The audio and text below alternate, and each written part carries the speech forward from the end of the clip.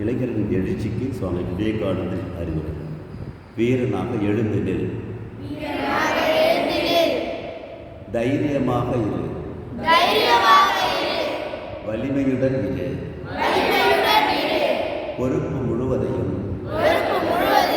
உன் தோள் மீதே சுமத்திக்கொள். மகத்தான காரியங்களை மகத்தான தியாகங்களால் தான் செய்ய முடியும். உங்கள் ஒவ்வொருவருக்கும் உள்ளே பேராற்றல் இருக்கின்றது.